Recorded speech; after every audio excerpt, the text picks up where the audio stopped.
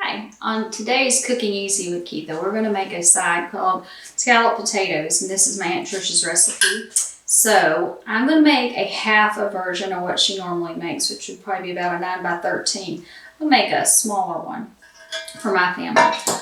What you want is to have some cut potatoes, sliced in little rings, kind of like potato chips. Cut them pretty thinly. This is probably about 4 to 5 small potatoes. You want to ring some onions like this and cut some bacon pieces about this size. Now, you can lay the bacon pieces completely across, like in one strip. That's fine, they'll cook just the same, but when you go to serve them, it's a little more difficult to cut through. So I prefer to have the pieces, but that's up to you. So you want to have your oven set at 350. And this is kind of a casserole type of dish. You're going to cook the potatoes until they're tender, and that can range anywhere from an hour and 15 minutes to an hour and 30, depending on your oven. So this is one of those dishes that if you're going to make it, have time to be at home, put it in the oven and go do what you want for a while. They're going to take a while to cook. It's really worth making, but it does take a while. This is something for Christmas, Thanksgiving, or a big holiday dish. It goes a long way, and everybody always really enjoys it because it's really rich. So what you're going to do first is you're going to take these pieces of potato and you're just going to start layering them along the bottom of your casserole dish. And as you get these laid out next to each other, you're just going to make a one fine layer across the bottom. We're going to salt and pepper the tops.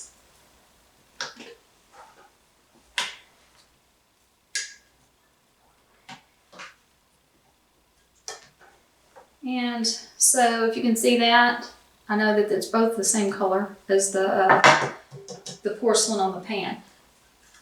Get you some black pepper and sprinkle the top of your potatoes, and then just a tad, a bit of salt. Careful not to over salt. Then you can eat one or the other, bacon or onion. Layer those on the top. This is a really good dish. My grandmother used to make it all the time, and now my aunt and my cousin Shauna, and they reminded me, like, you should do that recipe. And I thought, yep, you're right, I should. So here we go.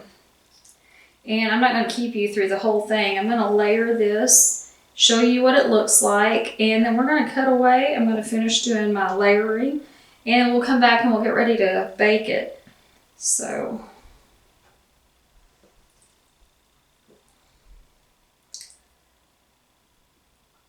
and like I said, if you want to go a little faster, you can put the whole strip of bacon out. It's not that big of a deal. It will cook. It just may be when you go to cut it with your spatula, it may still, stick together. Okay. So that's one layer. Potato, onion, and your cut up bacon. And then you're going to start the whole process over again, just like I showed you. We'll be back in just a minute. Okay, we're back. This is what your layered dish looks like. And it's about right here. I've probably got 3 layers of potatoes, 2 layers of bacon and onion in between, salt, peppered each time. Now, I'm going to layer butter on top of this dish.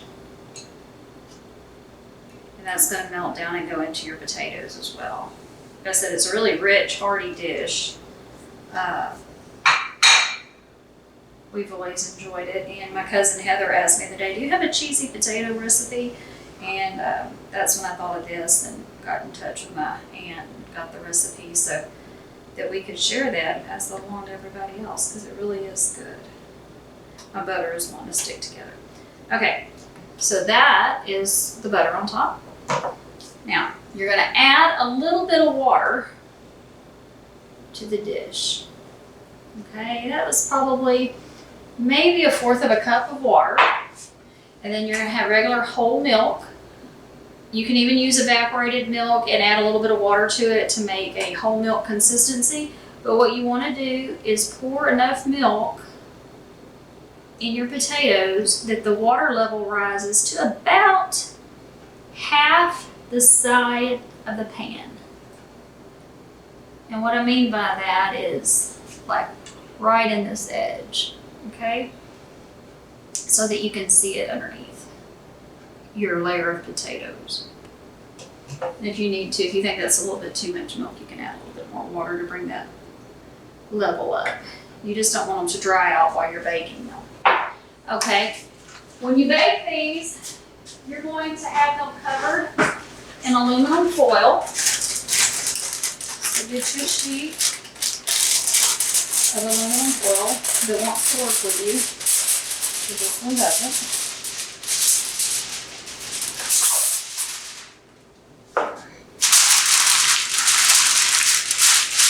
Cover tightly.